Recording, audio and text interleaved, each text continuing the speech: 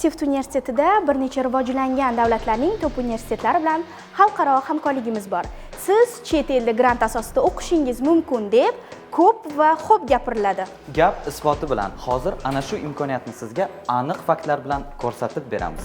TIFT universiteti talabalari Buyuk Britaniya, Malayziya, Janubiy Koreya, Rossiya va Ozarbayjonning nufuzli oliy ta'lim muassasalarida tahsil olish imkoniyatiga ega.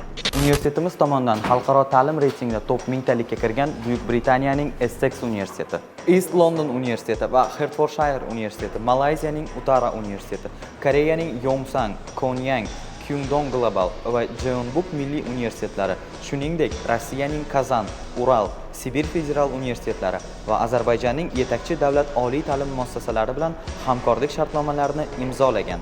Ushbu hamkorlik dasturlari doirasida bakalavr bosqichidagi talabalarimiz bir semestr, bir o'quv yili uchun 2+2 hamda magistratura bosqichidagi talabalarimiz 1+1 dasturi orqali 100% grant asosida tahsil olib, bir vaqtning o'zida TIFT universiteti va hamkor universitet diplomiga ega bo'lib, O'zbekiston va xalqaro miqyosda raqobatbardosh, qadri va qiymati baland mutaxassisga aylanishadi.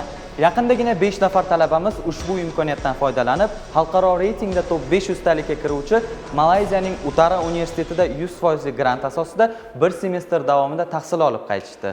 Bir haftadan so'ng yana 7 nafar talabamizni grant g'oliblari sifatida ushbu universitetga o'qish uchun kuzatamiz. 17 nafar iqtidorli talabamiz yozgi ta'tilda Rossiya Prezidenti akademiyasi, Kazan, Ural, Sibir federal universitetlarida tashkil etilgan barcha xarajatlari qoplangan yozgi universitet loyihasida muvaffaqiyatli qatnashib qaytishdi.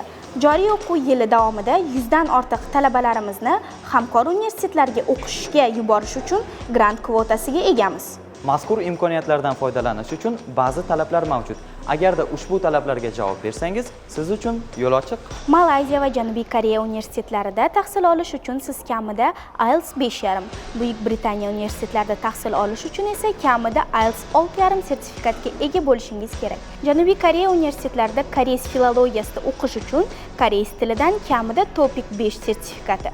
Shuningdek, TIFT universitetida akademik ko'rsatkichingiz yuqori bo'lishi ham muhim. Guvohi bo'lganingizdek, xalqaro hamkorlik universitetimizda shunchaki gapdagi narsa emas. Agar o'zingizda iqtidor, harakat, xohish bo'lsa, biz sizga barcha imkoniyatlarni yaratib bera olamiz. Qadrli talabalar, ushbu imkoniyatlardan foydalanish va batafsil ma'lumot olish uchun xalqaro hamkorlik va reyting departamentiga murojaat qilishingiz mumkin.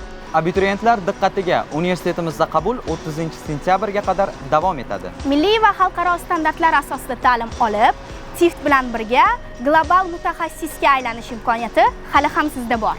Kelajagingiz uchun to'g'ri qaror qabul qiling. TIFTning baxtli talabasi bo'lib, ota-onangiz va o'zingizning orzu-umidlaringizni biz bilan birgalikda amalga oshiring.